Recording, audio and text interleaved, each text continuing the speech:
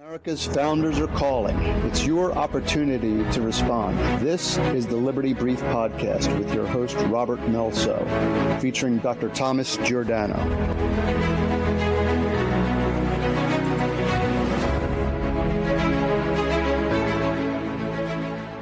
Welcome to episode 6 of the Liberty Brief Podcast. I'm your host, Robert Melso, and today we'll continue our conversation with Dr. Thomas Giordano, author of the book Unalienable, What It Really Means and Why It Matters. Now, let me say we're getting a lot of good feedback from our listeners, and the purpose of the podcast may have been lost to some of them. Who are our listeners, by the way? Well, you are patriotic Americans and American parents who want the tools to fully understand America's founding principles and who seek to educate others, particularly the next generation. You might be puzzled as to why your neighbors or kids no longer see the United States as the greatest country in the world. We hope to fix that. In fact, we hope to help you learn to speak to them in a way that lets them finally understand what makes us so great. These last few podcasts have offered a lot of information regarding our founding. And once we're through the background, I promise you, we're going to offer some solutions to help get us back to our founding principles. In the meantime, we're in effect bringing the founders into your living room. Imagine talking with them and perhaps gaining their depth of understanding. They'd been through a lot. They'd seen tyranny. So let's recap a bit. In the first podcast, we went over the Big Bang. That's the reason, the source of your rights. The second podcast, notions of natural law. Where did they come from? The creation of natural rights. How did that happen? Then podcast 3, property rights, citizenship, self-ownership. Where did those concepts come from? Podcast 4, we went into the 4 types of rights, and then finally crime and society and government. Now, in that last episode, Dr. Giordano explained how every form of crime can accurately be described as theft, something I didn't know. Additionally, we examined how protecting ourselves against theft is a primary motivation for forming societies in general and governments in free societies. We took a look at natural law and its expression in common and statutory law and the differences between the three. So that brings us to the present. In this episode, you're going to learn something you probably have never heard before. You've never heard that the Iroquois Indians had a profound and very direct impact on our founders' thinking as they created the Constitution. I'll bet you didn't know that. Well, you're going to learn about that and exactly what makes our founding so special. When you're done, you'll be able to clearly articulate what makes America different among all the countries in history.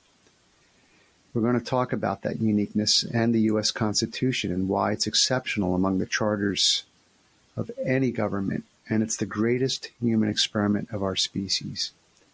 So with that, I'm going to welcome you. Hello, Dr. Tom. Hello again, Rob. How are you? Doing great. Thanks for asking. I hope you're doing well over there in Italy. Yeah, we're doing okay. It's a little bit hot, but, hey, listen, we've had a 3,500-year history of this kind of climate. So okay. We're all right. We're getting by. We just, a little bit of olive oil, a little bit of bread. Yeah, we're fine. I take it in stride, I guess. Oh, yeah. Dr. Tom, over the last 5 episodes, we've gone on a journey of sorts that started with the Big Bang and the start of our physical universe. You talked about the continuing transmission of intelligence or code, now both genetic and written over time. And we talked about the development of our species. It was a long journey, but one that I believe was helpful in arriving at the subject of our discussion today. So let me set the stage for this episode by stating that it was the intent of our founders to create a constitution anchored in the new idea that the people's rights are paramount and they were granted directly by the Creator or by nature and not by the state. And therefore, it's the people that grant privileges to the government, not the reverse. Some people are getting that wrong today, as you and I both know. Yes, that's true. These simple concepts were fundamental in maintaining a free society.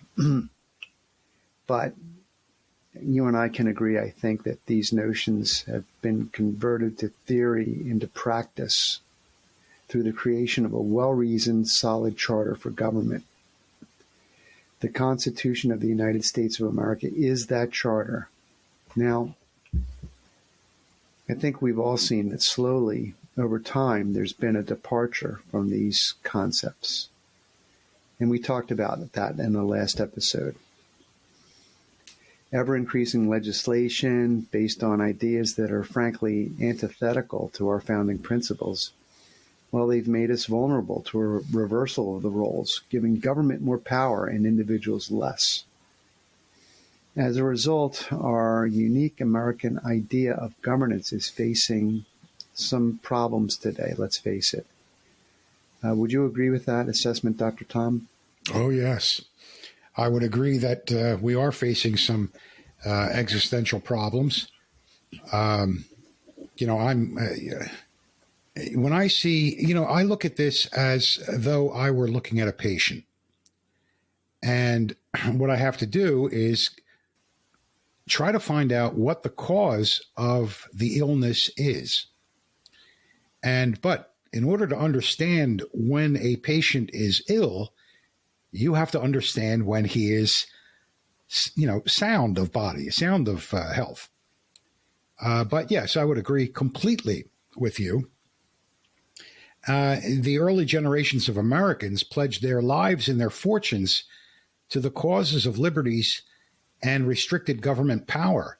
I mean, they put their lives on the line to create what we have today. But they also continually cautioned that eternal vigilance would be essential to preserve those ideas for posterity. The whole purpose of the Constitution was to secure the blessings of liberty for themselves and for all of us today. Through this charter, they delegated only those essential privileges they wanted the government to have and held all powers not delegated to it by the Constitution to themselves. They even made sure that they had the ability to regulate those powers that they had granted to the government. So, yes, I would say that you are correct in your assumption. It's just that somebody seems to be asleep at the switch. Well, I would say that they did put their lives on the line. They knew that in signing that document, first of all, the Declaration of Independence, that were they to fail, they'd be hung or shot. So They had a lot riding on this. Yes, that was it. That they were declaring themselves traitors to the crown, and we have a lot at stake here too. Yes, we do. No less up to us to continue that thinking, if we believe in it, which I hope our audience does. Well, I believe, it's my understanding that people have in the United States have become complacent, but they still believe in freedom. They still believe, that tyranny is despicable, that they don't want to live under it. At least people who have any idea, they're basically taking their liberties for granted.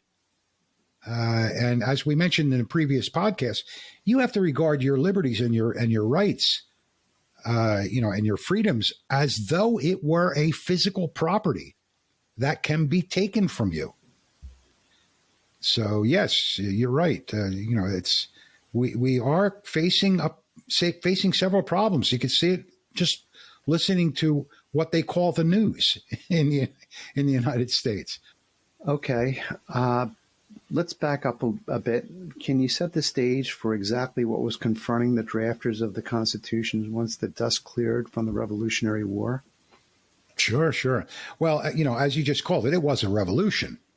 That generation of people recognized that the original charter they had organized for themselves for the war, for the fight against the British Crown, called the Articles of Confederation, proved to be a weak read under certain circumstances.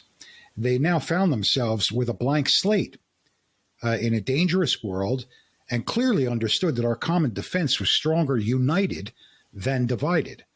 We had a few models to choose from, but they were all European models.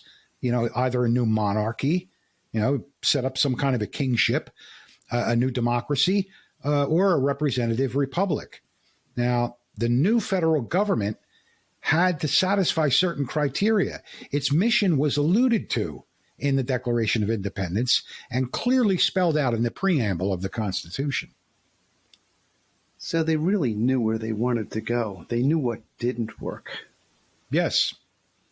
And they knew they'd be creating something very special that they wanted to work. So I'm thinking, along with them, we've seen enough of Europe. Exactly. A series of failures. It was a series of failures, but there was also the kernel of success in the European experience. And I'm talking about the Western civilization. There was success in ancient Greece. There was success in Rome. There was success in the Middle Ages, in northern Italy, in the Papal States, in Renaissance Italy. There was success in governance. It was lost through the years of feudalism, but it was reintroduced, through the authors of the Enlightenment, and it offered, as I said previously, a positive alternative to those forms of European governments that the colonists were all accustomed to. But like I said, they knew what they wanted to do, and it was spelled out in the preamble of the Constitution precisely what they wanted to do, what their mission was. Yes, we went over the preamble in the last episode, and at this point, I think it's worth reading again. The mission they cited was to establish justice, ensure domestic tranquility, provide for the common defense, promote the general welfare, and secure the blessings of liberty to ourselves and our posterity. Exactly. But they had to do so without infringing upon the sovereignty of the individual member states of that compact, nor upon the citizens' rights, recognized as either natural or those found at common law. So, they had parameters that they had to observe. Otherwise, no one would have joined this compact. Okay, so just what were they considering? I mean, looking back on it from 2022, we already know the final product, but from their vantage in history, what did they believe was the government that would best suit the common needs? Which would best suit their needs at the time? Well, yes, I guess, yeah, exactly. I guess you'd have to, you'd first have to know what their needs were, right? And many people today don't understand what those needs were. Firstly, the representatives of the 13 new states wanted to protect and guarantee their state's sovereignty from centralized control.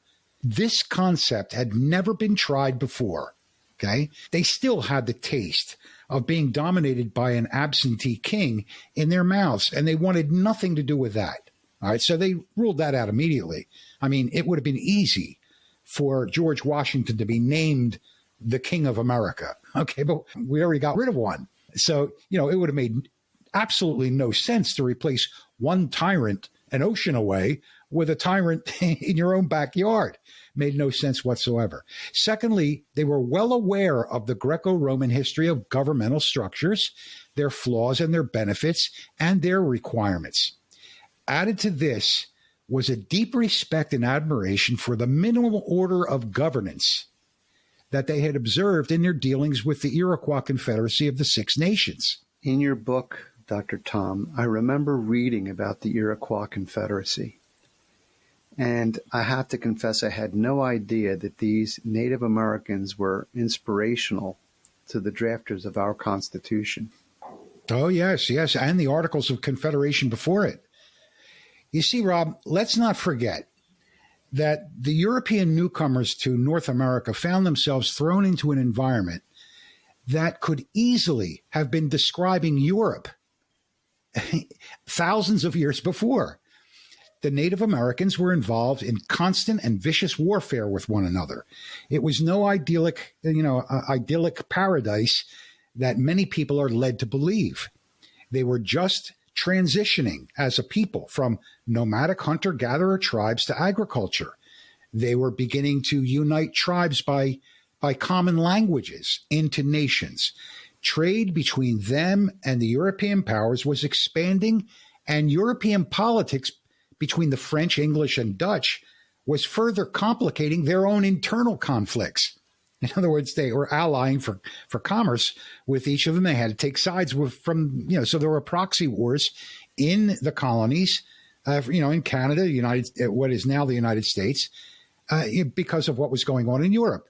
It really was not an easy time for our Native American brothers, but we can come back to their input a bit later. Let's continue with the founders a little bit more and what they understood from the European perspective. In other words, from their own cultural perspective and history, obviously. So if I'm understanding, it's not quite what we're led to believe. They weren't a bunch of nomads running around on horseback, shooting each other and scalping people. They were nation states in and of themselves that were just coming to grips with their own sort of statehood. With their own nationhood. You see, they had been fighting for thousands of years over territorial rights and things like that. Certain groups of people, certain tribes began to see the wisdom in trying to live peaceful coexistences with one another. And there were different confederations or confederacies that were formed. There was the one we're talking about, the Confederacy of the actually it was the Confederacy of the Five Nations of the Iroquois. There was the Confederacy of the Three Fires up near in Canada. So there were different groups that were trying to unite into nationhood. So they were where we were in Europe a few thousand years before. Okay, well, let's return to that topic because I'm really interested in it and why more is not credited to them.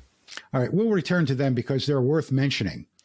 To get back to the founders' understanding of ancient history, we have to consider what Plato, Aristotle, and later Polybius observed in what they viewed as a repeating natural cycle of polity.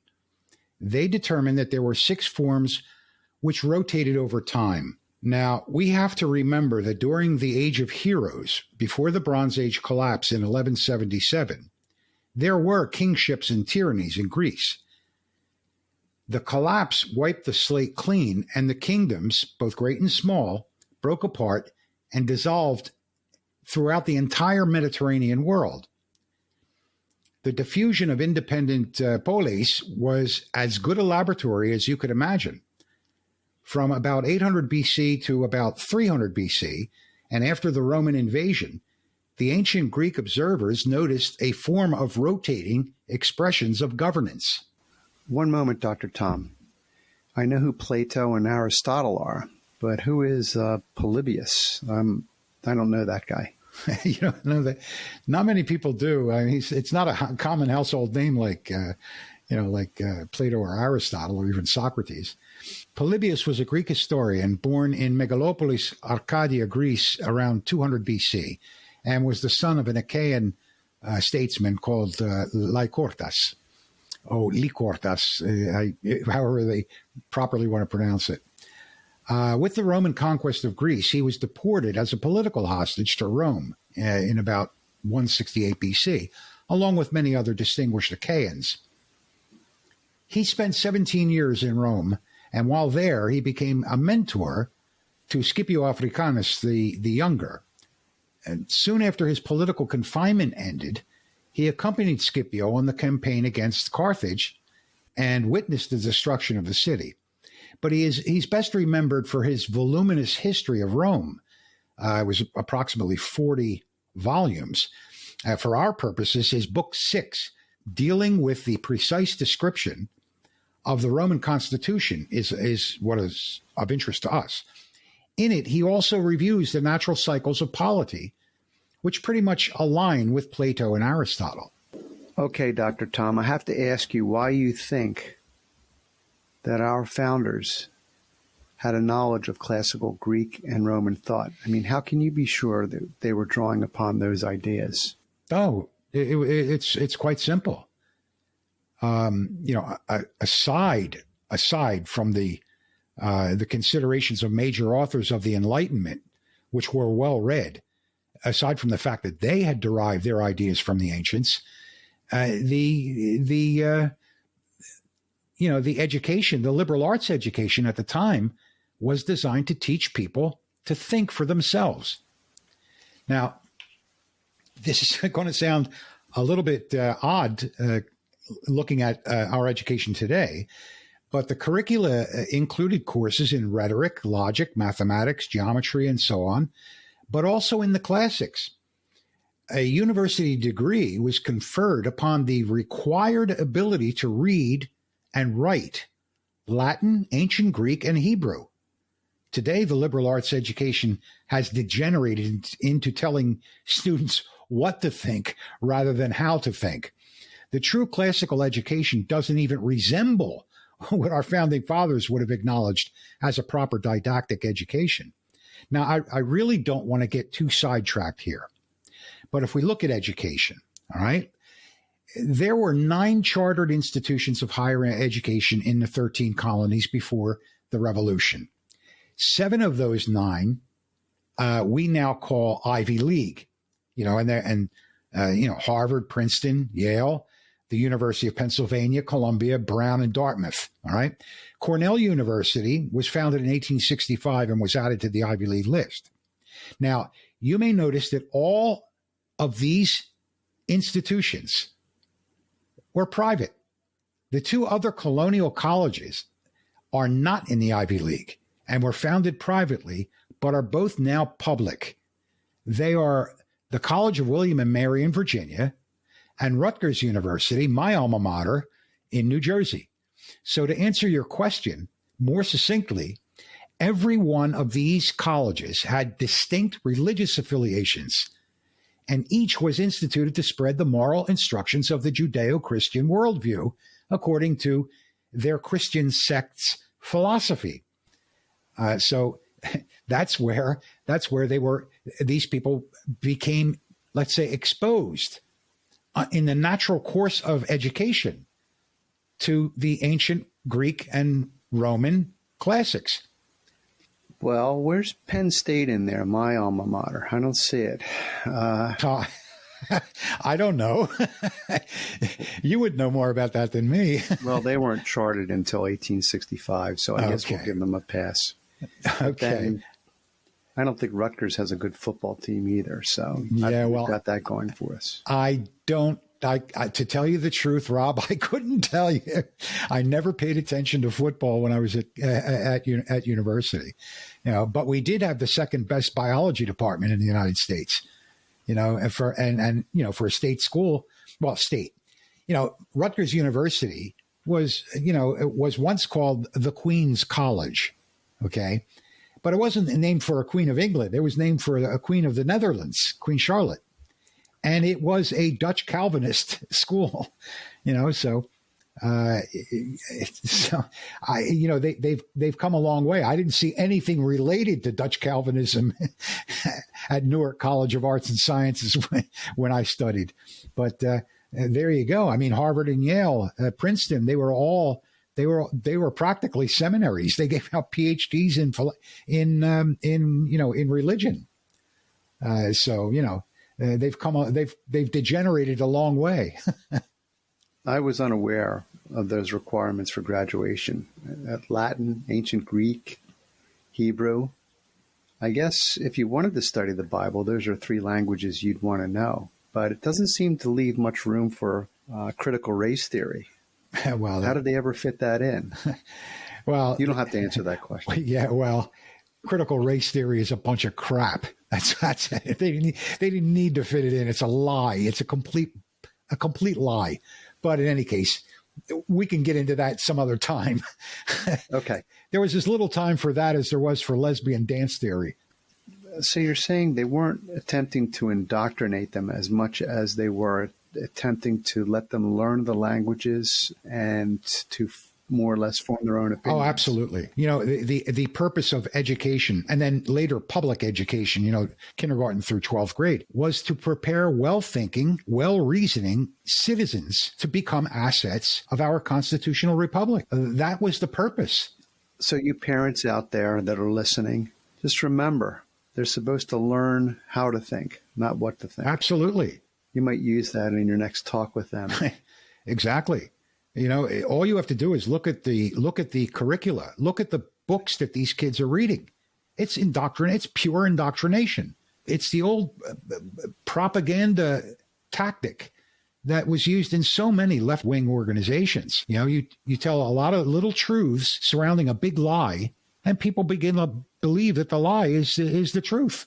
You know. All right. I think we're coming off topic just a little bit. You were talking about natural cycles. Can you tell us? Yes, that's right. Let's return to our original topic. You see, Plato and Aristotle described government in similar terms, but with minor differences.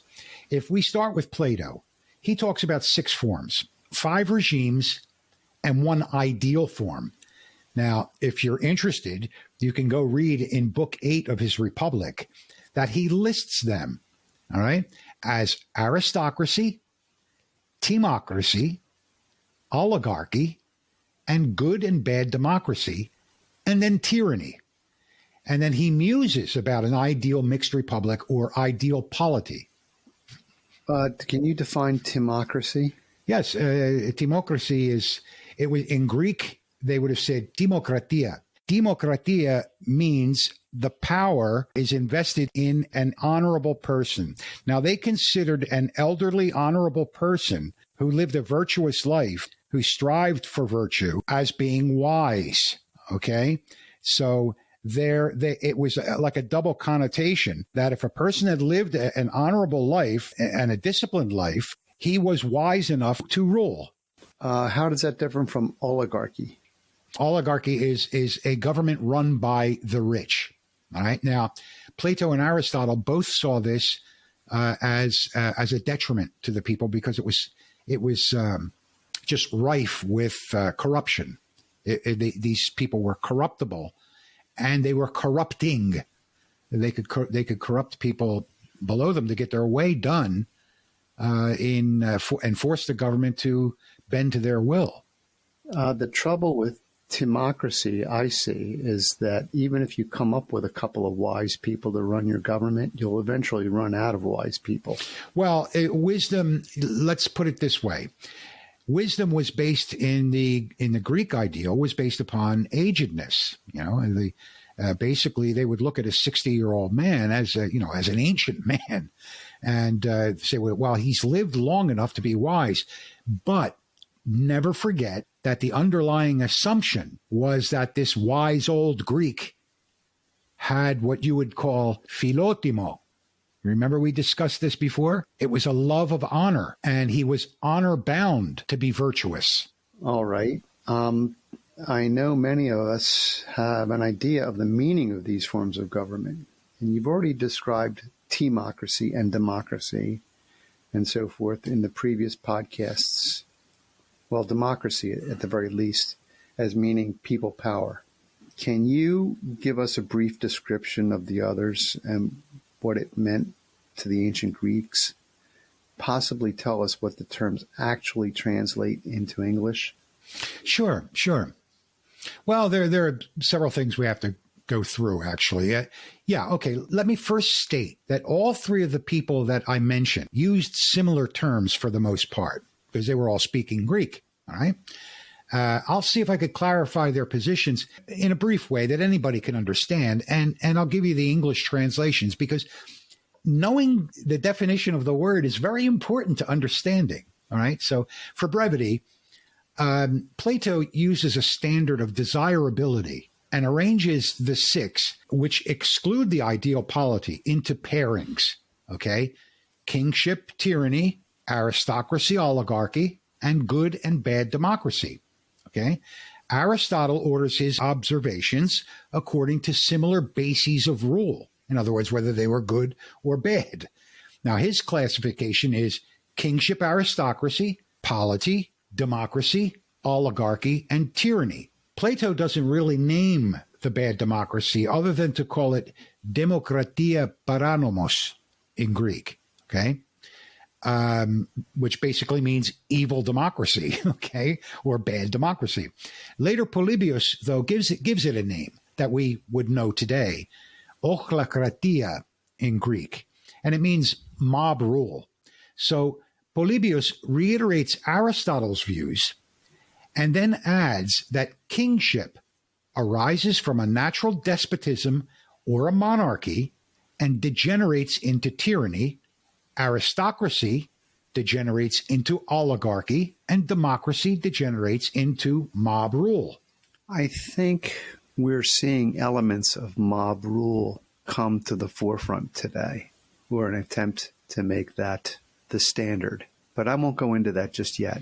You mentioned that Plato uses the standards of desirability. What did he find desirable? I mean, of all those different forms, what did he most treasure? Well, okay. Now, remember, when he's talking about desirability, he's talking about what is most desirable, what is most positive for the people that are being ruled, okay? To basically say it was a descending series of human traits found in the ruling class. Now, he ordered them adherence to the rule of law, order, honor, duty, wisdom, benevolence, wealth, land ownership, free trade, liberty, equality under the law, and rule by fear or threat of violence. Okay, so obviously it was the least desirable was to be ruled by fear. The most desirable was to be ruled, to have an adherence to the rule of law. And then all the other ones are varying degrees descending towards the worst, which was violence. Okay, now if you reflect upon the names of the different forms of government, you'll notice that they are all of Greek origin. All right, with the exception of the term republic, which comes to us from Latin, the term res publica, which means the public thing in Latin. All right, so let's go over them again, all right, to make it clear. Monarchia, all right, I'm giving you the names in Greek because you'll easily understand them in English, okay, means being ruled by one, a king or a tyrant, okay. Aristokratia, all right, ruled by the best and the brightest, from the Greek word aristos, okay? As we just mentioned, timokratia, oligarchia, being ruled by the wealthy, as we discussed before, demokratia, ruled by the people, and tyrannia, ruled by a despot. Now, we have to note that aristocracy to the Greeks did not mean the same thing that we intend by the word. Aristocracy did not mean rule by an hereditary class of pampered elites. It meant the most competent group of people, regardless of their place in the social structure of their community. So it had a positive meaning to the Greeks, aristokratia. You mentioned previously an ideal mixed polity. Where does that fit in, and what was that called? Well, I believe the Greeks would have referred to this as politeia. Politeia is that's where we get the word polity. And now some referred to it as Kallipolis, or beautiful city. This was considered the most desirable form of governance because it incorporated and balanced the positive aspects of all of the other forms of rule, with the exclusion of tyranny. In fact, its very objective was to avoid tyranny or despotism. The goal in the politeia was to maximize virtue and minimize vice. So I guess I'll have to stop trying to go to the casino if I want to reach that goal. Well, you are close to Atlantic City, but then you're also close to, don't they have gambling in Pennsylvania too now? Yeah, there's gambling all over the place. But that's beginning to sound like an American ideal. Yes. It sounds like the underlying motivation for our form of government. Am I on the right track there? It was the underlying desire for our government. It is, yes. And this is what our founding fathers were aiming at, but set within the framework of their modern world. You see, if we summarize from Aristotle, he gives us three very important concepts. The first is the absolute necessity to separate powers within the governing structure. He rightly viewed too much access to power as the unquestionable birthplace of corruption and despotism. The second was the tripartite form of government to assure that separation. And the third was to maintain the ideal state through a written constitution which leaves no ambiguity as to the government's role. Aristotle was a rationalist, and his view of politics was founded upon a naturalistic assumption that we as a species must live in harmony together in a civil society. He saw man as a political animal which must strive to engage in his own governance to secure his ability to seek wisdom through a contemplative life. You see, this was their goal in life, seeking wisdom. All right. So by tripartite, you're referring to the three branches of government, the legislative, the executive, the judicial, and to my knowledge, correct me if I'm wrong, no other functioning nation state has three branches of government in the world. Am I correct? No, I wouldn't say that. But it's a question of where the power lies. If they have too much control in one of the three branches, okay, it will eventually lead to a despotism. No, there are governments that have, what we would call an executive branch, a legislative branch, and a judicial branch. But often the judicial branch, for example, operates the police force. Right. So, those kinds of things. Here in Italy, when they write laws, you have laws emanating from every single place. You have them coming out of ministries. You have them coming out of, from the executive branch over here. You have them coming out of the Senate. You have them coming from all different directions. That's not what our tripartite system was supposed to be. Okay. So it's the balance of power that we hold to be our reason for being, our special sauce in our government. Yeah. Well, what it was, Rob, it is the most important factor in having our form of government was the diffusion of power. It was the diffusion of who was making the decisions, who was enforcing the decisions, who was adjudicating the decisions. It was the diffusion. That's why they're co-equal branches. All right. And if you look at our Constitution, which is a very short document, compared to, let's say, the Italian Constitution, which is thousands of pages long. All right. If you look at our Constitution, you can tell the importance of each of these branches that the founding fathers considered. The legislature occupies the most space in the document. Then comes the executive. The least space is dedicated to, the judicial branch or the Supreme Court. So they considered the court system, let's say, less important in the breakdown, but it was still co-equal in power. Now, let me just say that both the Spartans and the Roman Republic had this form of government to varying degrees, and both after kingships had failed, just like in our case. But there was another problem that the founders had to face. In what sense? Well, whereas Sparta and early Rome both started as single city-states that expanded and developed systems of control over time, the 13 original states were already well established as colonies and wanted to keep their independence from one another. Our new government was conceived as a federal compact between the original sovereign states. You see, what they were confronting is that we needed to have the ability to speak with one voice to the rest of the world. We needed to protect our international commercial interests. We needed to defend ourselves on the open seas from piracy. We needed a common defense for our borders and a place to resolve our own internal disputes. We also needed a level playing field for commerce between ourselves.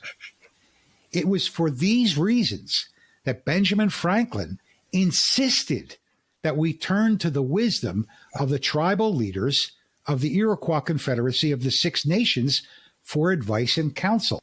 So we're finally getting to that. Yeah. Is that what was in the Iroquois Confederacy that Ben Franklin saw? And how did he become aware of their structure? I remember from your book that your father described to you their role in the formation of our government, but could you clarify this for the audience? Sure. Franklin became aware of the natural wisdom of the Iroquois in 1744, right? Way before the Revolution and the Declaration and the Constitution, way before that. In that year, some governors and other representatives from Virginia, Pennsylvania, and Maryland met with about 250 Native Americans in Lancaster, Pennsylvania. Now, it was a meeting of the minds to resolve a few problems dealing with land usage and to come to an agreement on some rules which would allow these different peoples to live together in peace. You see, the problem was that the Native Americans were concerned over the colonials trespassing on their territory, and the British colonials wanted them as allies against the French and their native allies. Okay, so the five nations that were represented there were the Mohawk, the Oneida, the Onondaga, the Cayuga, and the Seneca. At the time, these were the five nations which made up the Iroquois Confederacy. Well, let's just say that these were the people that I'm aware of that were at this meeting in Lancaster. It is believed that this confederacy was formed some 300 years before the Europeans came to their lands.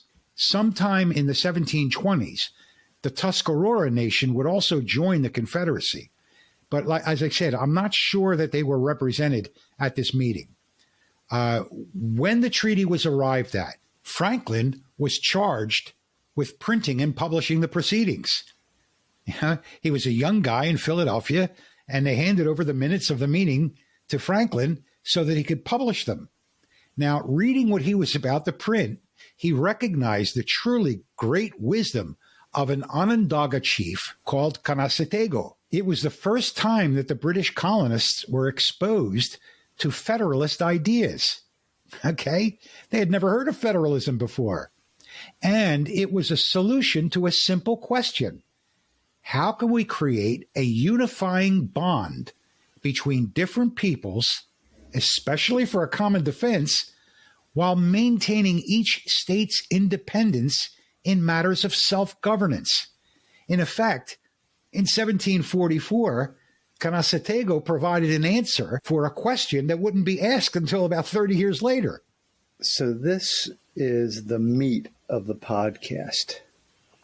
What you're saying is that the Spartans and the Romans gave us the tripartite structure of the government, and the Iroquois gave us federalism and how to assure independence of each state. Is that true? Absolutely. Absolutely. In a nutshell, that's exactly what happened. You see, Franklin never forgot these federalist ideas, and they were part and parcel of his Albany Plan of Union in 1754. I won't go into that right now. But then again, they come up again in his Articles of Confederation and Perpetual Union in 1775, which was not accepted, but they were incorporated into the Articles of Confederation. All right. And then again in the Constitution of the United States in 1787. That's where the federal idea came from. It was a merging of European experience and Native American experience to create an overreaching let's say, an overlying government for their purposes at the time. You know, Dr. Tom, it's a shame that these Native Americans and their brilliant ideas were not credited for their contributions. Why is that? Why is it that I never heard of Canasatego or their Federalist ideas? Well, Rob, I really cannot, I really don't have an answer for that question with any kind of certainty. I have my suspicions. All I could say is that their contributions were not lost on the Continental Congress at the time of our founding. You know, in fact, once they embarked upon the first moves to form our nation, the debt we owed to the Iroquois was directly acknowledged by the Continental Congress. In August of 1775, the Congress organized a special meeting with the delegates of the Native Americans in Albany. In that meeting, they informed them of their intentions and what was going on in Philadelphia to break with England and create a new nation. Now, they also wanted them to know that they had taken the wise advice of Canasatego and the Iroquois to heart. You see, so before England even heard of the Declaration of Independence, the Native Americans were informed of it officially by the Congress. Okay? They were telling them, hey, listen, this is what we're going to do. And we thank you for having given us the idea. Okay? And that's where it went from there. I remember reading in your book that Franklin and many others admired their social order as being as close to anarchy as possible, while having at the same time a complex social order. Oh, yes, yes. Not only Franklin, John Locke even commented on it. That's right. Yeah, sure. All of their ideas of federalism and independent political liberties came to them by observing nature. Okay, they had absolutely no exposure to the abstractions of European political philosophy of the ancient Greeks or Romans, nor were they versed in the ideas of the Enlightenment. In many ways, the Iroquois are the unrecognized co-founders of our unique American experiment. And nowhere can their contribution be more plainly seen than in Federalist 45. I mean, James Madison clearly declares that the states are to have more powers than the federal government. The federal government was designed to address nearly exclusively foreign policy, leaving the majority of domestic policy under the direct control of the states. This was precisely the reason that they incorporated the 10th Amendment into the Constitution in 1791. They wanted no ambiguity as to the drafters' intent in limiting the federal government's powers and blocking any expansion. Okay, let me check my pocket calculator. The 10th Amendment. The 10th Amendment states that the powers not delegated to the United States by the Constitution, nor prohibited by it to the states, are reserved to the states respectively or to the people. That's right. That's right. Madison left no room for doubt in Federalist 45. If I may quote his words, right? Quote, "The powers delegated by the proposed Constitution to the federal government are few and defined. Those which are to remain in the state governments are numerous and indefinite. The former will be exercised principally on external objects as war, peace, negotiation, and foreign commerce, with which last the power of taxation will, for the most part, be connected. The powers reserved to the several states will extend to all objects which, in the ordinary course of affairs, concern the lives, liberties, and properties of the people, and the internal order, improvement, and prosperity of the state," unquote. You know, Dr. Tom, it seems to me that we've strayed quite a bit from the original intent of the 10th Amendment. As I look at the government we have today, it doesn't act at all like it's being rigidly contained. If we keep going forward in the way we've been going, our federal system will be in name only. Rob, what we have witnessed over the last century shows us that as the 10th Amendment is sidestepped, the powers granted to Congress become greater and the concept of federalism becomes more and more meaningless. We are presently reaching a critical mass after a century of degradation of our founding principles and are at great risk of completely losing the rights and liberties we were intended to have. How we got here is a study of subtle and then more openly aggressive attacks from the beginning of progressivism onward.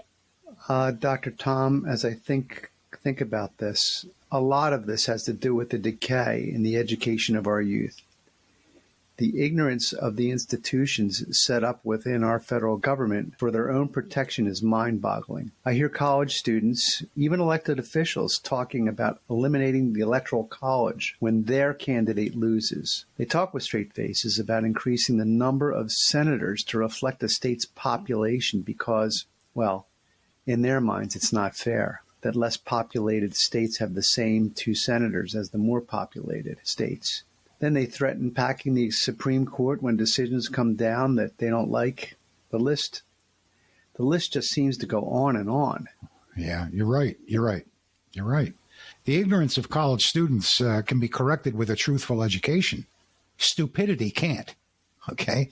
As far as left-wing Democrats and neocon rhino Republicans, they're not working from ignorance. They're working from an agenda. You know, their critics view them as just wrong and give them the benefit of the doubt that they're just misguided. They know precisely what they are doing. They also know the end game that they're aiming for. Dr. Tom, I'm not so sure about that. I just don't see these folks as just that clever. But I have noticed that most conservatives and libertarians don't want to call their ideological opponents out for their underlying agendas. It's almost like they don't want to offend them by stating the truth. Well, it certainly does seem that way. But don't underestimate them by thinking that they're not clever. We're looking at something that we believe is completely damaging and detrimental to our society. And we're looking at them and saying, well, maybe they're misguided because they want this. They're not misguided. This is what they want. This is their aim. Okay. Well, I still don't think they're very bright. Well, they're not. If this is their aim, they're not bright. Sure. Okay, Dr. Tom, let's summarize a bit for the audience. And then I want to ask you if you see a solution to this decay. So, for the audience, our drafters took the idea of an ideal mixed polity from the ancient Spartans and Romans and set up a government with 3 co-equal branches to diffuse power and to provide for checks and balances. Then they merged this ideal government to the federalist ideas of the Iroquois Confederacy to make sure that each member state was free to keep their individual sovereignty without interference from the other states or the federal government. You know, Dr. Tom, I'd like to add that the original makeup was that the people would be directly represented by the House of Representatives. Originally, each state would be represented 2 senators selected by their assemblies and not by a direct popular vote. Yeah. These 2 institutions made up the Congress. The president and the vice president were to be elected, again, not by popular vote, but by an electoral college. The Supreme Court justices were to be nominated by the president, sent to the Senate for advice and consent, and confirmed by majority vote in that body for a lifetime appointment. Yes, that was. Yes. So that's the whole crux of what we're talking about. Right. Now, you notice that in the Congress, there was a reason that the representatives were directly voted upon by the population, by the people. You know, they were closest to the people. They represented the people. The senators were selected by the assemblies of each state, as you said, who were in turn elected by direct popular vote by the people in those states. But the purpose and the role of the senators was to assure that the sovereignty of the individual states was not impeded upon or intruded upon by the federal government in a power grab, all right? That means that the separation of these powers has been eliminated. The state governments no longer have representation in Washington to protect their sovereignty. So now we've got direct popular vote of the representatives, direct popular vote of the senators, and to change any of this, and they did change that with the 16th Amendment, the putting the senators to direct vote, and any part of what you've just outlined would require a constitutional amendment. The Electoral College, however, is under direct assault as we speak. Did you know that a sidestep called the National Popular Vote Interstate Compact, they always love these long terms, right, is already gaining ground? I think 15 or 16 states have already signed on. Its goal is to force each state to cast its electoral votes for whichever candidate wins the national popular vote. This is in direct opposition to the Constitution, as it undermines the purpose of the Electoral College. Hell, they already undercut how the senators get to Washington, and now they're trying to do the same thing with the executive branch. Now, why would you think that opponents of our country would want to turn our representative constitutional republic into a direct vote democracy? This must be stopped. It would mean the end of our republic, and believe me, that's their intended goal. Well, the very idea is sort of disgusting, but how, Dr. Tom, can we as individuals do anything to stop this train wreck from happening? I mean, I guess it's one thing to recognize the problems we have, but it's quite another to come up with a strong solution. Oh, yeah, you're right. You're right. But, all right, Rob, do you recall what I told you about Canasatego? About, by showing the colonists the ideas of federalism, he gave them an answer to a question that would not be raised until 30 years later. It's the same. We're in the same position. But the blueprint is already in our hands. All we have to do is follow it. After all, people like us created this country, and people like us can save it by using the same tools. There is absolutely nothing wrong with the original government our founders vowed their lives and fortunes to give us. Times have changed, but human desires for freedom and hatred for tyranny are still constants. Our government is plagued with corruption that must be rooted out. As I said, we have the blueprint and the legal constitutional means and processes to correct our course. We as patriotic people are honor and duty bound to preserve what our forebears sacrificed so much to pass on to us. Well, Dr. Tom, I think we're going to have to go over that perhaps in the next podcast. So we'll leave our audience thinking about that. And I guess we'll have to come to a close in this episode. There's no doubt in my mind that we're on the verge of either a great renewal or perhaps a miserable catastrophe. I'd be interested to hear your views as a student of history, Dr. Tom, as to what you think should be our aims and our course of action. So in the next episode, I hope we can do just that. Until the next time, this is Robert Melso with Dr. Tom Giordano. We hope we've given you some insight into the founding of our government and a little understanding of its uniqueness. Thank you, Dr. Tom. Thank you, Rob. Thank you. You've been listening to The Liberty Brief, based on the book Unalienable, What It Really Means and Why It Matters by Dr. Thomas Giordano. If you want to help spread the word, please subscribe, like, and share using the links below. You can also check out Dr. Giordano's book on Amazon using the links as well.